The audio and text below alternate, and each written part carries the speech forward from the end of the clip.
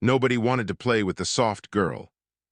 Lily Okonkwo sat alone in the observation deck of Research Station Horizon 7, watching the green and purple clouds of Verdana Roman 4 swirl below. She was 11 years old, and she had been on this station for 6 months. In that time, she had made exactly 0 friends. The Seathrani children called her Meat Girl because she had no scales. The Morthian kids avoided her because her body temperature frightened them. Even the young Pelori, who were supposed to be the friendliest species in the galaxy, kept their distance. Humans were new to the galactic community. Humans were strange. Humans came from a death world where everything wanted to kill everything else. Lily pressed her forehead against the cold glass. Her small drone, Pip, floated beside her and beeped softly. "I know, Pip," she whispered. "I miss Dad, too." Her father had given her the drone before he died 2 years ago. He had been a wildlife researcher on Earth, famous for his work with wolves and big cats. He had taught Lily everything about animals, how to read their body language, how to stay calm when they were scared, how to earn their trust. None of that helped her make friends with aliens. Lily stood up and wandered through the station. Her mother was busy in the botany lab, as always. Dr. Amara Okonkwo was one of the most respected scientists on Horizon 7, but that did not make Lily any less lonely. She found herself walking toward Section 7, the area near the biodome. Warning signs covered the walls, restricted access, containment breach possible, dangerous fauna. Lily had walked past these signs 100 times. Today she stopped. A small gap had appeared in the security door. Jungle vines had pushed through from the biodome inside, cracking the seal. Green light spilled through the opening. Lily looked around. Nobody was watching. She squeezed through the gap. The biodome was beautiful. Massive trees with blue bark reached toward the artificial sky. Strange flowers glowed in the shadows. The air smelled sweet and wild and alive. Lily had never seen anything like it. For the first time in months, she smiled. Pip beeped a warning. "Relax," Lily said. "I just want to look around." She walked deeper into the jungle section. Birds with too many wings sang in the canopy. Small creatures rustled in the undergrowth. Lily felt like she was back on Earth, exploring the forests near her old home. Pip beeped again, louder this time. "What is it?" Lily asked. Then she heard it, a clicking sound, soft at first, then growing louder. Click, click, click. Lily froze. Something moved in the shadows ahead, something big. It stepped into the light, and Lily stopped breathing. The creature was the size of a tiger, but it had 6 legs instead of 4. Its body was covered in sleek black fur, except for the rows of sharp quills along its spine. Its eyes were golden and slitted, and they were locked directly on Lily. A Varak, the deadliest predator on Verdana Roman 4. Lily had read about them. Everyone on the station had. 47 researchers had died to these creatures over the past 10 years. They were fast, venomous, and completely untamable. Every attempt to study them had ended in blood. The Varak clicked again and lowered its body, preparing to spring. Lily's heart pounded so hard she could hear it. Every instinct screamed at her to run, but her father's voice echoed in her memory, calm and steady.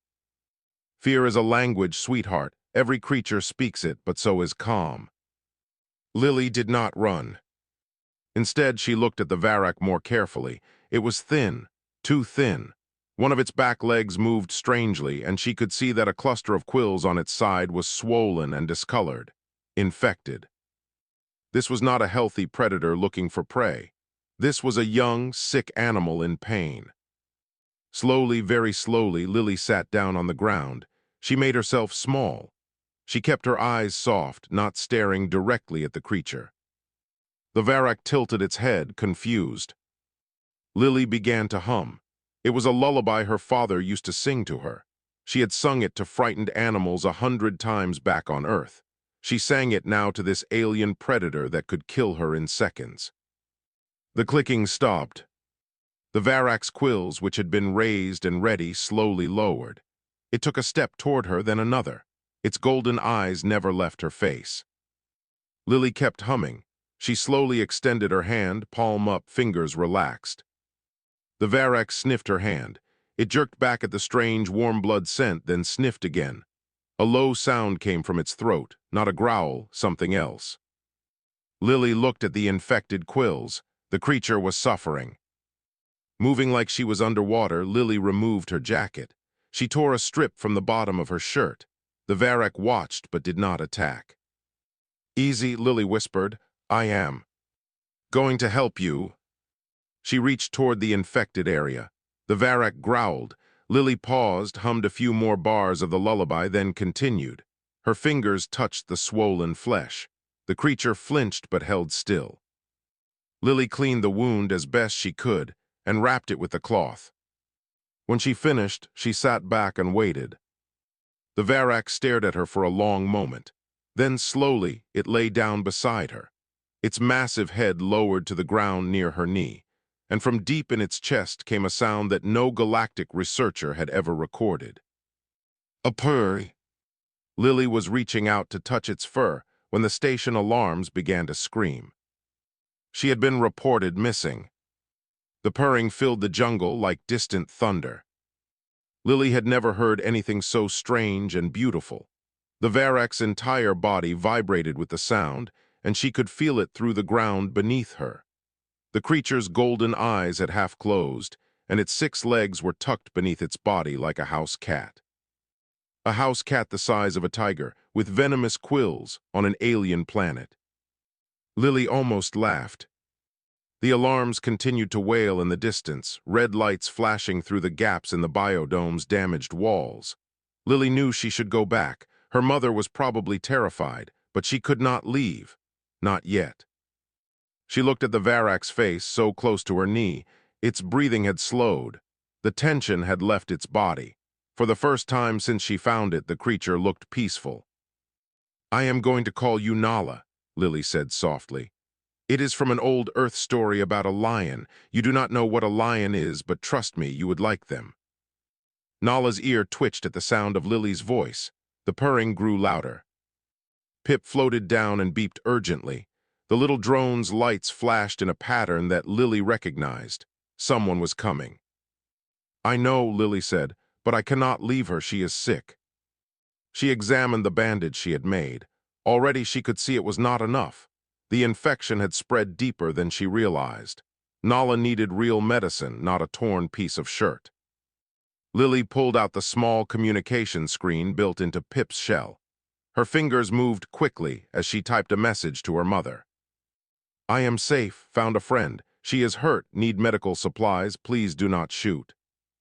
She sent it before she could change her mind. The response came in seconds, a single line from her mother. "Where are you? Stay exactly where you are, do not move." Lily did not move. Neither did Nala. The two of them waited together in the blue-green shadows of the alien jungle, the purring mixing with the distant sound of alarms. Minutes passed, then Lily heard voices, footsteps, the hum of weapons charging. "Thermal signature ahead," someone said, a cold, clicking voice. Commander Rillith, the Seathrani who ran the station. 2 life forms, one human-sized, one large predator class. "Do not shoot," another voice called, Lily's mother. "Please, Commander, let me go first." "That is against protocol, Dr. Okonkwo." "She is my daughter." Silence, then the sound of movement resumed. They came through the trees in a group. Commander Rillith led the way, her scales gleaming dark green in the jungle light. She was tall and thin, with a ridge of spines running down her back and eyes like black glass.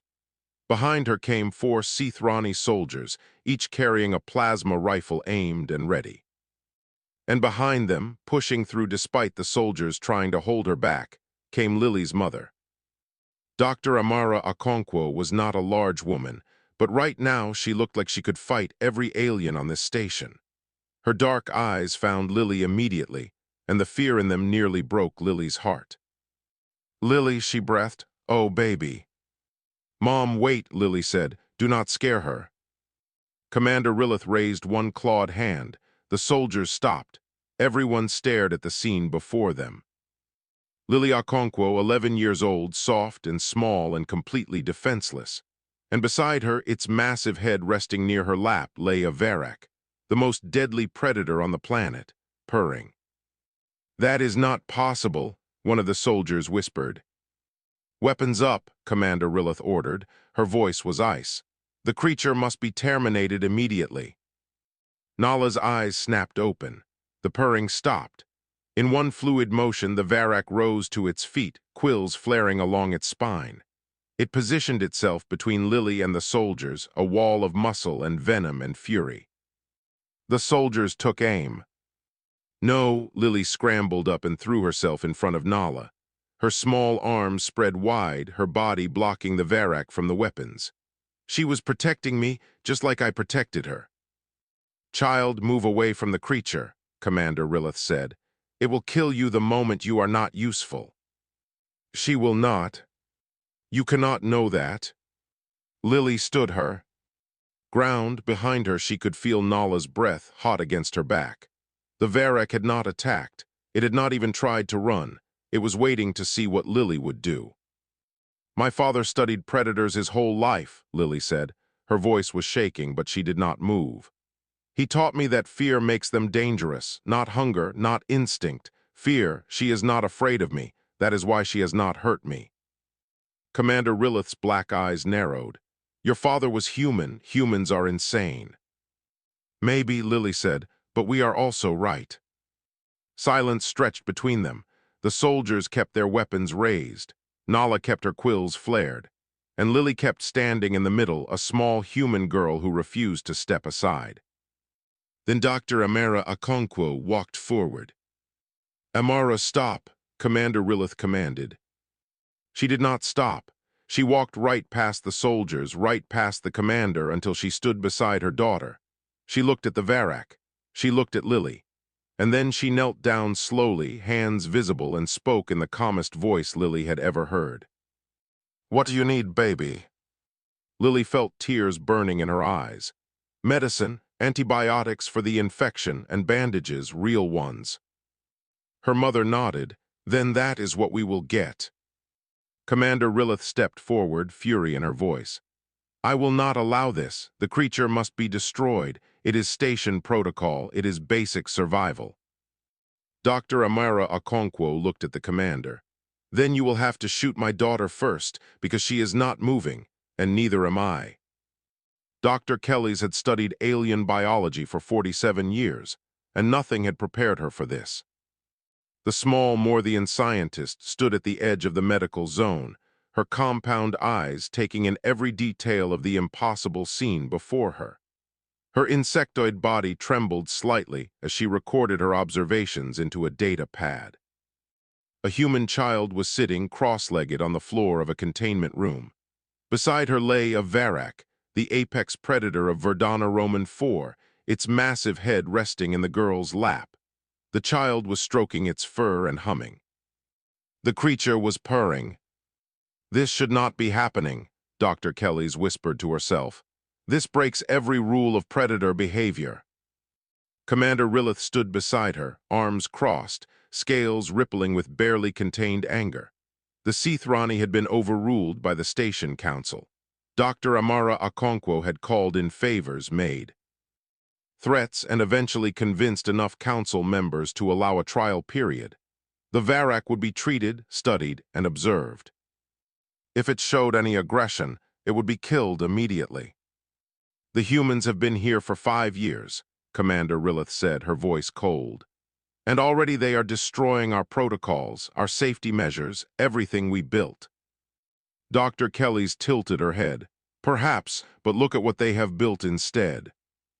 Inside the containment room, Dr. Amara was carefully cleaning Nala's infected quills. The Varak watched her with golden eyes but did not move, did not growl, did not raise a single quill in defense. "She trusts them," Dr. Kelly said, "both of them." "It is a trick," Commander Rilith insisted. "The creature is waiting for the right moment to strike." "With respect, Commander, I have studied predatory behavior across 37 worlds. This is not hunting patience. This is genuine calm. The creature's stress hormones are lower than any Varak ever recorded. Its brain activity shows patterns we associate with bonding, with affection. Dr. Kelly's paused. It loves the child. Commander Rillith made a sound of disgust and walked away. Inside the containment room, Lily watched her mother work. Nala's breathing was steady, and the new bandages were already making a difference. The swelling had started to go down. "Mom," Lily said quietly, "thank you." Dr. Amara did not look up from her work. "You scared me half to death, you know that." "I know, I am sorry. You could have been killed. You walked into a restricted area, found the most dangerous predator on this planet, and decided to give it a hug." Lily bit her lip. She was hurt. Her mother finally looked at her. There were tears in her eyes, but she was smiling. "You are exactly like your father. He would have done the same thing." "Really?" "He once walked into a cave full of sleeping wolves to rescue a wounded pup. Everyone told him he was crazy. He said he could see in their eyes that they would not hurt him." Dr. Amara reached out and touched Lily's face. "He was right, just like you were right." Nala made a small sound and shifted her head in Lily's lap. Lily automatically began stroking her fur again, and the purring resumed. "She really does love you," Dr. Amara said softly. "I love her too," Lily said. It was the simple truth. Over the next several days, something extraordinary happened. Scientists from every department requested observation time with the Varak. Dr. Kelly's documented everything. Other researchers watched through the containment room windows, taking notes, recording video, trying to understand what they were seeing. A human had done the impossible. A human child had tamed an untamable beast. But it was more than that. The other scientists began to realize that Lily had not tamed Nala at all. She had befriended her. There was a difference. "On my world," Dr. Kelly's explained during a station-wide meeting, "we would never approach a predator. We are prey species. Our instincts tell us to flee, to hide, to avoid. This is true for most species in the galaxy." She clicked a button, and images of various alien worlds appeared on the screen. "But humans are different. Their planet is what we call a death world. Everything there is dangerous. The plants, the animals, the weather, even the water. Humans should have died out millions of years ago." Another click. Images of Earth appeared: lions, wolves, bears, sharks, snakes. Instead, they survived by doing something no other species has ever done. They made friends with their predators. They domesticated wolves and turned them into pets. They bonded with horses, elephants, and birds of prey. They learned to see predators not as threats, but as potential allies. Dr. Kelly's looked around the room. Every eye was on her. "We thought humans were fragile. We called them soft. We laughed at their lack of claws and scales and venom. But we were wrong. Humans have a weapon more powerful than any of these things." She paused. "They have the courage to love what could kill them." The room was silent. On the screen, a final image appeared. It was Lily sitting in the containment room with Nala's head in her lap. Both of them looked peaceful, happy. "This," Dr. Kelly said, "is what it means to be from a death world." That night, Lily fell asleep in the containment room with Nala curled around her like a giant protective blanket. Her mother watched through the window, and for the first time in years, she was not worried about her daughter. But far below the station, in the deep jungles of Verdana Roman 4, something was stirring. Nala was not the only Varak in those forests. She had a family, a pack. And they were looking for her. The long-range sensors picked them up just after midnight. 17 adult Varaks moving toward the station in perfect formation. They were not hunting. They were coming. 17 red dots moved across the holographic map like drops of blood. Commander Rillith stood in the command center watching the dots approach.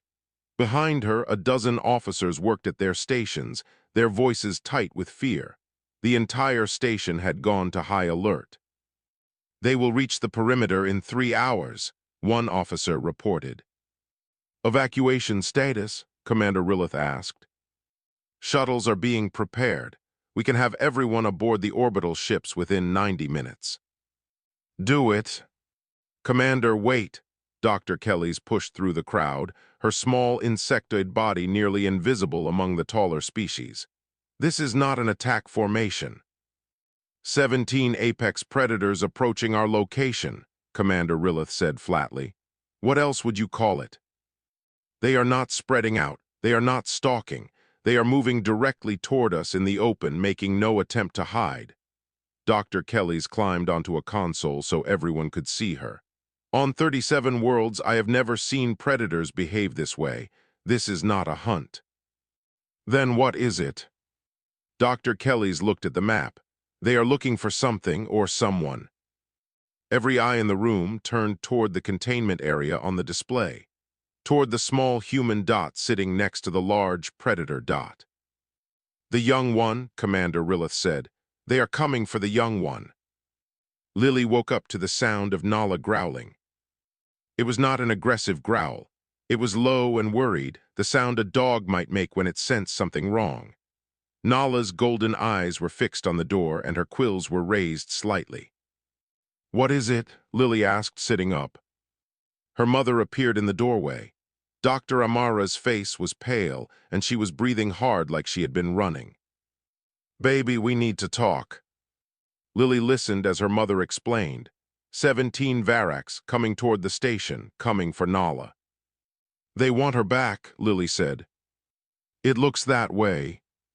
So give her back. Dr. Amara knelt beside her daughter. It is not that simple. They have surrounded the station. If we open any ground-level door, they could get inside. People could die. Lily looked at Nala. The Varak was still staring at the door, still making that worried sound. She could sense her pack approaching. She knew they were coming. She misses them, Lily said softly. I know. But if we send her out, they might attack anyway. That is what Commander Rillith believes. She wants to evacuate the station and leave Nala behind. The pack will find her and they will leave. Lily shook her head. No, we cannot just abandon her. She trusts us. Baby, I know you love her, but we have to think about everyone's safety. Lily was quiet for a long moment. She stroked Nala's fur, feeling the vibrations of her worried growl. The Varak pressed against her, seeking comfort. And then Lily had an idea. What if they see that she is okay? Lily asked. What if they see that we have not hurt her, that we are taking care of her? Dr. Amara frowned. How would they see that? If I take her outside, if I show them. Absolutely not. Mom, listen, they are not attacking because they are hungry. They are attacking because they are scared. They think we took one of their family members. They think we are hurting her. Lily looked up at her mother. Dad always said that predators attack when they are afraid. If we show them there is nothing to fear, maybe they will leave. You cannot know that. No, but I can try. Dr. Amara grabbed Lily's shoulders. You are asking me to let you walk outside with a creature that could kill you to face 17 more creatures that could kill you. Do you understand what you are asking? Lily nodded. I understand, but Dad would do it. Her mother's grip tightened. Tears spilled down her cheeks. Your father died doing what he loved, she whispered. I cannot lose you too. You will not lose me. Lily reached up and wiped her mother's tears. You taught me everything Dad taught you. You taught me to be brave. You taught me to trust. Now I need you to trust me. For a long moment, Dr. Amara said nothing. She just held her daughter, feeling her small heart beating against her own. Then she stood up. I will talk to the commander. The argument lasted an hour. Commander Rillith refused. The council refused. Every scientist and soldier on the station refused. They called it suicide. They called it madness. They called it exactly the kind of insane thing a human would suggest. But Dr. Amara Okonkwo stood her ground. You have all seen what my daughter did, she said to the council. You have all watched her sit with a predator that has killed dozens of your people. You have seen that predator purr in her arms. If anyone can do this, she can. And if she fails, Commander Rillith demanded, then I will be right beside her. The council fell silent. In the end, it was Dr. Kelly's who spoke. "We came to this planet to study these creatures," the small Morthian said. "We have lost 47 researchers trying to understand them, and now, finally, we have a chance to truly communicate with them, not through force, not through cages, but through trust." She looked at the council. "If we turn away from this chance, we do not deserve to call ourselves scientists." The vote was close, but in the end, the council agreed. 1 hour later, the ground-level doors opened, and Lily Okonkwo walked out into the jungle night with a Varrock at her side. The jungle was alive with the sound of clicking. Lily stood in the clearing outside the station, her heart pounding so hard she could feel it in her throat. Nala pressed against her leg, warm and solid and trembling slightly. Above them, every window of the station was filled with faces, aliens watching, waiting. Lily's mother stood in the doorway behind her, ready to pull her back at the first sign of danger. Soldiers lined the walls with weapons raised. Commander Rillith watched from the command center, one claw hovering over the emergency lockdown button. But Lily was not looking at any of them. She was looking at the trees. The pack emerged from the shadows like ghosts. They were bigger than Nala, much bigger. Full-grown Varrocks, their black fur rippling over massive muscles, their quills catching the starlight like rows of daggers. They moved in perfect silence, spreading out to form a half-circle around Lily and Nala. 17 pairs of golden eyes fixed on the human girl. The clicking grew louder. Lily forced herself to breathe. Her father's voice echoed in her mind. "Fear is a language, every creature speaks it, but so is calm." She could not show fear. If she showed fear, the pack would see weakness. They would see prey. Instead, Lily did something that made every alien watching gasp in horror. She sat down. Right there in the clearing, surrounded by 17 apex predators, Lily Okonkwo sat cross-legged on the ground. She kept her hands visible, her posture relaxed. She began to hum her father's lullaby. Nala chirped in surprise, then slowly lay down beside her. Her golden eyes watched the pack, but she did not raise her quills. She did not growl. She trusted Lily. The clicking stopped. The largest Varrock stepped forward. She was ancient and scarred, one ear torn, one eye milky with age. But she moved with the power of a creature that had never known defeat, the pack leader. She approached Lily slowly, each step deliberate. Her remaining good eye studied the human with an intelligence that was unsettling. This was not a mindless beast. This was a mother, a leader, a survivor. The pack leader stopped directly in front of Lily. Her head lowered until her face was inches from the girl's. Lily kept humming. Her hands shook, but she did not pull back. She could feel the creature's breath on her face, hot and wild and ancient. The pack leader sniffed her. Long, deep breaths, taking in every detail of this strange, warm-blooded creature. Then she moved to Nala, sniffing the bandages, the healed wounds, the places where the infection had been. A low sound came from her throat.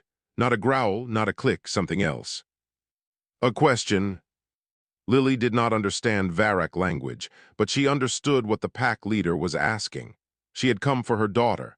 She wanted to know if Nala was safe, if she had been hurt, if she should kill every creature in this metal structure for taking one of her own. Lily stopped humming. "She was sick," Lily said softly. "She was hurt. I helped her. I promise I only wanted to help her." The pack leader looked at her. That single golden eye held more wisdom than Lily could comprehend. Then the ancient Varrock did something impossible. She lay down. Right there in the clearing in front of all the watching aliens, the pack leader lowered herself to the ground and rolled onto her back. Her belly, soft and vulnerable, pointed toward the sky, toward Lily. Behind Lily, her mother made a choked sound. Dr. Kelly's voice crackled through the station's speakers, barely above a whisper. "That is a sign of absolute trust. In 47 years, I have never seen a predator do that to a non-pack member. Never." One by one, the other Varrocks followed. 17 massive predators lying on the ground, exposing their bellies to an 11-year-old human girl. Tears streamed down Lily's face. She reached out with a trembling hand and touched the pack leader's fur. It was softer than she expected, warm and thick and alive. The pack leader purred. The sound spread through the clearing like a wave, 17 Varaks all purring together. The ground itself seemed to vibrate with the sound. Lily laughed. She could not help it. She laughed and cried at the same time, her hand still resting on the pack leader's chest, feeling the thunder of her heart. After what felt like forever, the pack leader rose. She touched her nose to Lily's forehead, a gesture that felt like a blessing. Then she turned and walked back toward the jungle. The other Varaks followed, one by one, melting into the shadows like dreams fading at dawn. But Nala did not move. She remained beside Lily, pressed against her leg, watching her pack disappear into the trees. A soft sound came from her throat, sad, torn. Lily understood. "It is okay," she whispered. "You can go with them, they are your family." Nala looked at her. Those golden eyes held something that Lily had never seen in an animal before. Choice. Nala turned back to the jungle. She took one step toward the trees, then another. Then she stopped. Slowly, the young Varak turned around. She walked back to Lily and lay down at her feet, her head resting on the girl's lap. She was not leaving. Behind Lily, Dr. Amara Okonkwo fell to her knees and wept. In the command center, Commander Rillith stared at her screens in stunned silence. And in the clearing, surrounded by the sounds of an alien jungle, a human girl sat with her Varak, watching the stars appear overhead. "I guess you are my family now," Lily whispered. Nala purred. 3 months had passed since the night of the pack. Lily stood in the new observation habitat, watching Nala chase a small flying creature through the artificial jungle. The Varak moved like liquid shadow, her 6 legs carrying her over roots and rocks with impossible grace. She caught the creature gently in her jaws, then released it, then chased it again. She was playing. "She is beautiful," said a small voice beside Lily. Lily looked down. A young Seathrani child stood there, her green scales shimmering in the habitat's light. This was Kira, the same girl who had called Lily Meat Girl 6 months ago. Now she came to the habitat every day to watch Nala. "She likes you," Lily said. "Really?" Kira's eyes went wide. "How can you tell?" "See how her quills stay flat when you are near? That means she feels safe." Kira's scales flushed a deeper green with pride. She had been learning about Varaks for weeks now, following Lily around, asking questions, trying to understand how humans connected with predators. She was not the only one. Research Station Horizon 7 had become famous across the galaxy. Scientists from dozens of species had requested transfers. News networks broadcast stories about the Deathworlder's daughter on hundreds of worlds. Everyone wanted to know how a human child had done what no one else could. Dr. Kelly's had published her research to great acclaim. Deathworld Empathy, the human approach to predator relations, was now required reading at xenobiology institutes across the galaxy.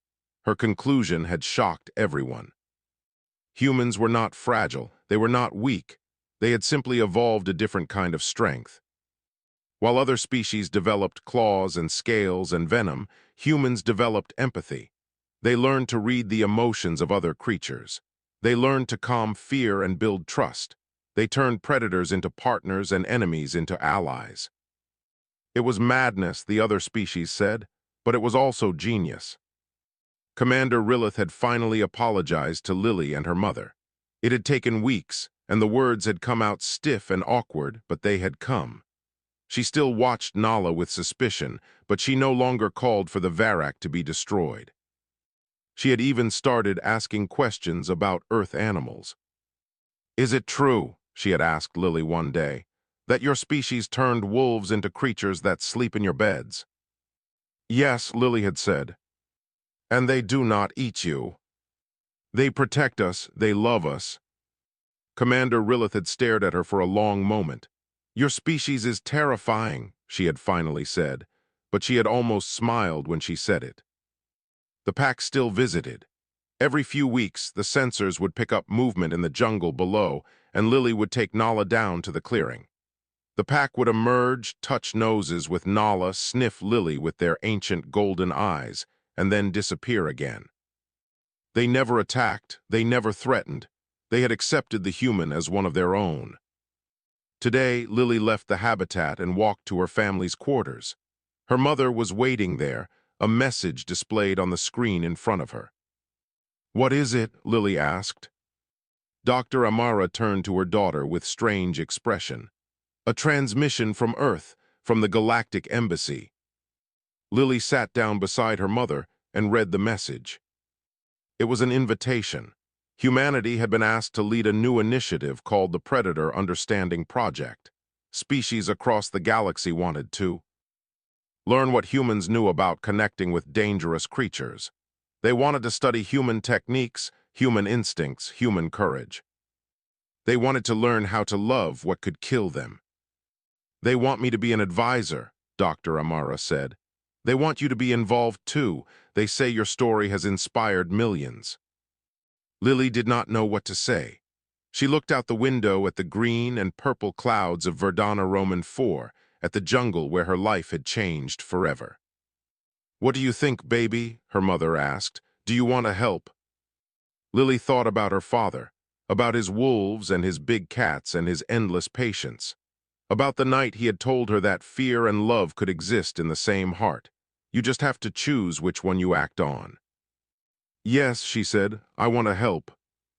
That evening, Lily walked through the biodome with Nala at her side. The habitat had grown in the past months. More plants, more creatures, more life. Things that had once fled from any movement now watched curiously as the human girl passed. A small winged predator, barely the size of Lily's hand, descended from the canopy and landed on her shoulder. Its tiny claws gripped her shirt, and it made a trilling sound near her ear. Lily laughed. "You too," she said. "Everyone wants to be friends today."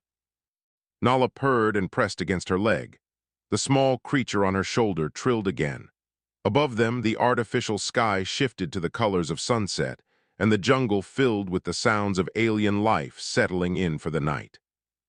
Lily thought about all the species out there on all those distant worlds, watching her story and wondering, could they do what she had done? Could they reach across the divide between predator and prey? Could they find the courage to love something dangerous? She did not know, but she hoped so. Because her father had been right all along. The galaxy was full of claws and fangs and venom, but those were not the things that kept creatures safe. What kept them safe was trust, understanding, connection. What kept them safe was love. Lily walked deeper into the jungle, her Varrock beside her, her new little friend on her shoulder, and she smiled. The galaxy was learning what Earth had always known. Love was the ultimate survival strategy. And humans were very, very good at it.